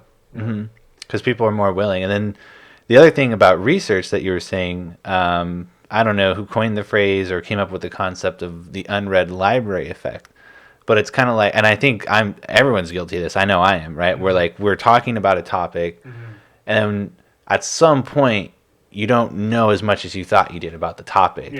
And the difference is, can you admit that or not? Between the people who can maintain a conversation and then those who get derailed or whatever because Yeah. they realized they hit the unread library effect. Yeah. Yeah. And I'm sure we hit that multiple times in this podcast Yeah. already. But I'll admit Yeah. I have it. It does happen. Absolutely. I mean, and that's it too. Is if you can, when you're too deep in, and if you can go in response to someone, all right, well, you know what? I don't know enough about that. Like, I'll have to do more research about that. I don't know. Yeah. That's not popular. It's not. Even with ourselves. Yeah. Like, even for me. Oh yeah. I'm going to go back to the college thing real Go quick. ahead. Yeah. Because I was like, well, what about countries that like subsidize their college? Like part of me is like, nah, we shouldn't do that. But then I'm like, well, how do they do that? Yeah. How does it work? Yeah. And I couldn't find an answer that proved my original point of view wrong or right. So I was like, I better read into this more. Yeah. Like how do they do it? Yeah. So I don't know, Yeah. people. I don't know how to make college cheaper. Maybe there's a better way. Yeah. Seriously. Oh, that's just such an open-ended question, But Well, yeah. I haven't spent a lot of time on it. So, right. But that's but that's part of if debate and conversation or civil discourse was normal or more normal than it is now, then you would see way more people saying stuff like, "That's a good." You know what? I don't know. Like I'll have to look more into that. Or like I don't know all the like what you're saying. Like I don't believe it, but I'll look more into it. Yeah, I think that doesn't happen because there's no more conversations like that. Yes. Okay, so let me pitch this to you then. Yeah. So years ago, you did a debate project in my class, right? I loved it. Yeah. I did too. Like I think they're useful, they're fun, Absolutely. and I don't think I'll not have a debate. But I'm thinking about kind of incorporating some of the things you're talking about right there. Like I don't know about that. Let me look into it more. Where you still give room for disagreement. But maybe there's a different objective than winning a debate. So you still, have your partner or whatever, but maybe it's more solutions oriented. So instead of, what topic did you do? Second Amendment. Okay, so gun regulations. Yeah. Your side is, left leaning and doesn't want as much gun freedom. They want more restrictions. And then this side is, I had pro Second Amendment, but oh yeah, right. Yeah. So, but well, I guess I'm saying you have two different sides, right? Yeah. Instead of who wins the debate, what I'm thinking about doing, if we can this year, hopefully we'll be able to do it, is all right, come up with a policy agreement, right? So like now you kind of have to work together, compromise a little exactly, bit. and see what happens because now you're changing the incentives and the goal of the conversation. It's no longer like my side's right and your side's wrong. It's like, okay, well, where can we find a common ground and not just be angry at each other? Yeah. So I don't know. What do you think of that? That's a good idea. I think because it does cause. I think there might be room. There might be some middle ground for a little bit of both, but not in the sense of like I won and you lost, but more just like being informative. So like maybe push the students to be more Socratic and not like stat, you're wrong, but more like, well, I hear what you're saying, but like, this is actually what happened, or like maybe, have you heard about this? And then they can like give scenarios or whatever, and then after maybe they kind of go back and forth with just the ideas, then let's reach some sort of policy that we think would benefit or at least work with both of us, Yeah, something like that. Now, the sad thing is our politicians can't do that. So no, they can't. Well, sometimes they can, but we don't. Definitely not now. It doesn't look like they can more often than not, which is sad. I talk with friends and family about this, and I'm gaining a consensus here for one of the things we could do to maybe remedy that, and that's term limits. So I want to get your opinion on that. Oh yeah, I'm for it. Absolutely. I think congressional term limits are huge, and I think that should be a thing. I mean, we talked about this last time. But we did? Okay, I couldn't remember. A little bit. I mean, just a little. I don't think there shouldn't be someone who's been in office for 40 plus years and they haven't done anything. Like, I mean, I guess that's a negative side effect, but they shouldn't be in there for 40 years, I think, at all. Yeah, I agree that there needs to be some sort of Um, limit. I don't know what exactly it would be, but I always ask because I haven't found someone yet who yeah. says like no, they shouldn't have term Mm, limits. Except I can think of one person in college who came in. They were from Washington. I don't know exactly what his job was, but he yeah. was, like inside, so to speak. And Okay. he was saying like there is value in having people who are there for a long time because they know how to like navigate and have the Yeah. political expertise. And I think there is truth in that. But at Yeah. what point Right. do those Right. need to be balanced? Maybe, I mean, yeah, I mean, it shouldn't be 40 years, though, I'll tell you that. I mean, maybe it could be less, but, like, yeah, shorten it. That's a start. Hmm. Um, I don't know. I mean, not to name drop, but I'm going to do it. Like, someone like Bernie Sanders, Hmm. who he's been there for more than 40 years, and I told you, one of the two things, he's done two things when he's in office. Like bills that he sponsored, you mean? Well, just anything, yeah, policy-wise, bills, like actions taken, anything. He's Hmm. done two things. One of them was renaming the post office. Hmm. The other one was it was some infrastructure naming policy, same kind of thing. But does To that me, include like votes or anything? Or I guess I'm trying to understand like the measuring as here. far as like, I don't know the specifics of um, maybe if he led those charges or anything, but that's what's accounted for on his time in Congress. Hmm. To me, I just like that's an example of like what was done in Hmm. like those 4 decades that you were like part of our leadership. Like Hmm. you're a politician, right? And maybe I'm sure with every politician left and right, there's behind the scenes talks, of course. With other politicians in the sense of like maybe we should do this or maybe we should do this. I get that, sure, Yeah. that's good too. But like things that happen, like policies enacted, things that are done, like Hmm. there needs to be more proactive politicians. Hmm. Yeah, and I get that that's easier said than Said than done. done. I Yeah. know, but I'm just saying. And you know what? I mean, just to play both sides. I think even with McCarthy, yeah, he's been there a while too. Hmm. I agree that both should have limits, but I would just like to see more done. And I guess I would call it time wasted. Of like, if you haven't done anything for our country and you've been in there for decades, like, come on, like there should be some change. Hmm. Oh, that's where I'm at on that. Yeah, I hear what you're saying, and I think I agree with you. I'm Yeah. just when you're laying out like, well, they haven't done anything. Mm-hmm. I'm just trying to understand how do we measure that. Right. That's all I'm Right. saying. So And that, yeah. I'm not trying to say anything else other than that. But Gotcha. yeah, I agree with you. Like the people who've been in there for a long time, Yeah.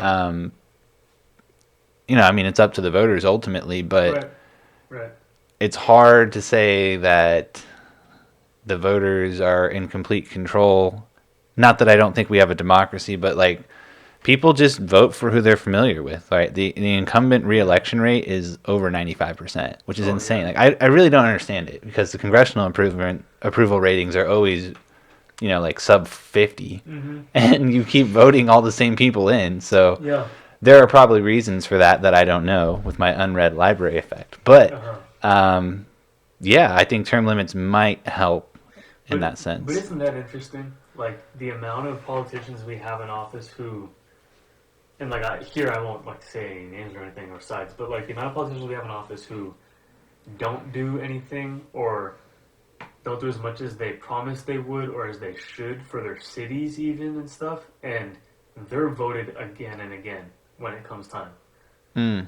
Like you're talking like state elections now, Yeah, or mayors, oh governors, yeah, especially governors, but yeah. That's one of the things I was talking about. That maybe is a good thing that's kind of come out of COVID and all mm, this extra time, and then like the protest movement yeah, is that people are now starting to like look at their local government, and I'm super guilty of this yeah, teaching government that I focus so much on the federal level mm, and like how that is all mm, worked out, but then I really need to cover local government and state mm, government because that really impacts people probably way more directly than the yeah. federal government does. Yeah, at least And when you're teaching high school students, at least, at the very least, they'll notice things that their local government does far more than what their federal government does most of the time. Mm-hmm. That's why when it comes time for like midterms, you know, like 2018 that just passed, like Mm-hmm. look at look at these bills and policies and like you could vote for this stuff. Like this Mm-hmm. is your area, like you know. And yeah, I think it should be. That's a good idea to teach that more, you Mm-hmm. know, because I barely knew anything about my local government in high school. Yeah, I still I mean, do. I mean, like I know some names now that I didn't yeah, know before, and like I'm a little more aware. But yeah, it's a process to kind of oh like yeah, figure out exactly what's going on hmm and what policies they're talking about and all this yeah, stuff. And it's actually pretty relevant yeah, to a lot of the issues going on in the Bay Area for sure. Like yeah, infrastructure, hmm housing costs, right, development projects. yeah, All those things are connected and they yeah. impact our day Even to day life. schooling too. Schooling's Hmm. part of that too. Yeah, there's a lot to learn. So Yeah. I think I'm going to do that after this. Yeah, yeah. No, that's a big deal, and it's something that I wish that I had known more about, like local government stuff. Hmm. I'm like you. I still don't know like a whole ton, but I know more than I did then. That's for Yeah. sure. Well, now you know what to do up in Oregon Right, when you have all this free time. right, right. Yeah, exactly. But I don't know. But going into knowing about your state and local governments and then voting, like you're saying, I know something else we wanted to talk about was voter turnout. Mm. Um, I was looking at some numbers from like voter turnout from 2016, 2012, 2008, right, Hmm. and like the last 3 years, and it's interesting because so like voter turnout as a whole, I think in 2016 it was like 60. It was like 61 point something percent. Okay. Okay, and then in 2012 it was pretty much like within point one or two of the same, Hmm. and then 2008 was higher Hmm. than 2016. But the voting age dropped like significantly. Like young people didn't vote as Oh much. yeah, like in 2016, um, the highest turnout was people 65 and older, Yeah. which was at 70.9%. Hmm. Ages 45 to 64 was 66.6%, 30 to 44 was 58, and then 18 to 29 was 46%. Yeah, I saw that one. I Yeah. was looking at that. So, I mean, why do you think that is? Why do you think I mean, there's a lot of reasons, I guess, but what do you Yeah. think a big thing is? Because for me, I think, and I was partially guilty of this. I couldn't vote in 2016 because I wasn't 18 yet, but Hmm. I think kids that are 18 and 19 and 20, they don't care enough to look into, like, Hmm. why should I vote for this president or this person to be president? Hmm. Or these policies that they want to put into place. Like Yeah. the experience I've had, at least with the people that I've talked to. I'm not saying this generalizes it. I'm just saying at least from who I've talked to, Yeah. people don't care enough to put enough time to look into what they're voting for. And I think that's a big thing because if you're good, because right now especially, I don't know if you saw like a few days ago, everyone's been pushing 100 days till election day, like make sure you go vote, register to vote, register to vote. Hmm. But I'm coming from the point of view of like, well, don't just vote if you're just voting to vote. Hmm. You know, that's something that's pushed by like a lot of people. Like Hmm. just make sure you vote. But it's like, well, only vote if you know what you're voting for. Hmm. Blind voting is bad. Yeah. A better word. It's hard to know who's voting blindly and not, though. That's a tough one. Yeah.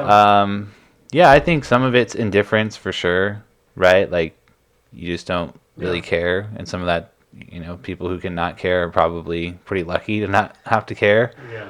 Yeah. Part of it, I think, is also, at least when we're talking about teenagers, and there are really exceptional teenagers who are really interested in government and they're Yeah. really passionate. Yeah. I've seen it. Yeah. That's awesome. Yeah. But there's also, and I would say in my experience teaching, a majority of teenagers who just don't feel like they're ready to vote. Mhm. They're like, I don't know enough. Mhm. And they got a lot going on in their lives, man. Yeah. They're like moving out, going to college for the first time, and we're talking about the 18-year-olds. And then when Yeah. you're in college, you're just absorbing a lot of stuff. So, I Yeah. mean, it's not necessarily an excuse, but Yeah. I can see where they're just not, they don't feel like they're equipped enough. And then Mhm. for whatever reasons, they choose not to equip themselves. Um, so that's part of it. Yeah, I don't know. And in California, they're going to have a ballot initiative Yeah. to lower the voting age to 17 and a half if your Yeah. birthday's within 6 months of the election or something like that. Mm. So I thought, wow, that's pretty young. I mean, I know you're almost turning 18, but 17 and a half Well, they've tried to push 16 over the last 4 years in California? in the country. Oh, I haven't seen that, but I believe you. Oh yeah, you can check. It's just crazy. I mean, like everything you're saying about 18-year-olds. Now picture a 16-year-old. Like what? They can barely drive, Yeah, right? Yeah, I should know that. I think Yeah. they start driving around 16, yeah, 15 and a half. You need Yeah, your yeah. permit or something. yeah. But like, Yeah, I don't know. mean, That's kind of crazy. that's just It's such basically just double voting for whoever your parents vote for. In At that point. most cases, I Yeah. would say. Not all, of course, Yeah. but in most. Yeah, That would be my feeling on it. yeah. I would agree. I think, and it's crazy because even though it's just 2 years, I feel like by 18, just saying, like, I agree with everything you said about why they probably don't vote. I think you're right on. Like, that's probably why. If they were to want to vote, though, you're at an age at 18 where you can look into all that stuff and you can understand it better. Hmm. If you're 16, I don't know. That's pretty tough. I remember me when I was 16. I don't know if that's something that I would Yeah, look into. That's, not me, that's for sure. So, what was Yeah. the age range? I know we're talking about teenagers a lot here, but Yeah. it was 18 18 to 29. to 29. Oh, that's pretty old. Yeah, So that'd be like my age then. yeah, People not voting. yeah. Yeah, I don't know about that one. I think maybe Because where do you cut it off at? Oh, well, their life's too busy. They got too much going on. I don't know. I think that's probably super dependent on just the individual. I guess, So I don't yeah. know if you can how I would begin to group that in my head. But maybe like the two-party system, just like kind of what we're talking about with cancel culture and just like the nastiness of Yeah. politics sometimes probably turns people off. Yeah, Maybe what you're talking about where people have been in Congress for a long time but haven't done anything, so people feel like their vote is meaningless. Mhm. Those kinds of things perhaps explain why people don't vote. I mean, I vote, so I don't know. Yeah. These are all just my guesses Yeah, yeah. as to why people would not vote. Maybe not even understanding how the voting works. yeah. You know, that could be it too. that's a problem. I mean, and I'm sure, like what you're saying, like in 2016, I'm sure the candidates had some play in why people didn't Yeah, vote. of course, candidates have a Uh, have a reason. But I mean, like in 2016 specifically, right? Because you have a lot of at Okay. least when it well, Go ahead. And if you want to make, I was going to ask you a question about. What? Okay, so do you think the turnout will be higher this time around? yes, Really? I do. I think because I think you're going to see people on the left who are going to turn out in more numbers simply because they just don't want Trump, Mm-hmm. and they're going to be like anything to get him out of office. Hmm. I know some people who didn't like Biden. They don't like Biden, but they're going to vote for him because it's better than Trump. Mm-hmm. And then I think you're going to see a lot of people on the right who maybe they didn't even vote for Trump in 2016. Maybe they voted for Marco Rubio, or maybe they voted for someone else, or maybe they did. We're talking about voter turnout. Sorry. Maybe you see people who didn't vote at all because it was Trump, Mm-hmm. but now they've seen the last 4 years. They see what he's done, and they're going to go, okay, you know what? I'll vote for it because it's better than Joe Biden. Hmm. Or I'll vote for it because I like what he's done in the last 4 years, and I didn't think he would do that. Hmm. You know? Do you think he's going to lose any of his base? I don't think so. I think the last 4 years, I think he's been either firing up his supporters, but still isolating, like the left. I do think he might get some people from the middle a little bit on what he's done. His rhetoric, I understand, is hard to get by, and a lot of people don't like him for that reason. That's understandable. And there's a lot of people in the middle who just they can't be a Trump supporter because of his rhetoric, the way he says things, whatever, his tweets, whatever. Mm-hmm. But for people who are just based off of policy and what the president has done for the country, I think he'll get people. I think he'll get some people from that field Mm-hmm. who not switched, but like who didn't vote or whatever, and he gets them now. I think that will happen. I don't know. I think a lot of people on the left don't like Joe Biden. I truly think that. I think a lot of them liked Bernie, Mm-hmm. which he was like one of the most popular ones. And I was really surprised. oh yeah, yeah. I don't know. And see, Bernie's very different than Biden. He was far more charismatic. There was a lot more palpable energy. He could finish a sentence. But yeah, no, the thing too with Bernie is like the reason people liked him is he was more progressive. He laid out his policies of look, I disagree with what he said, everything pretty much, but he was consistent. Mm-hmm. I'll give him that. He knew what he wanted to enact. He knew his policies. Didn't always give reasons for how he was going to get there, but he knew what he wanted. And that was that. That's why people liked him. Mm-hmm. Biden can't get the young votes because he's not progressive enough. And that's what a lot of the younger people are into right now. Mm-hmm. And then he doesn't lay out any of his policies. I know we're getting super into politics. He hasn't laid out any of his real policies.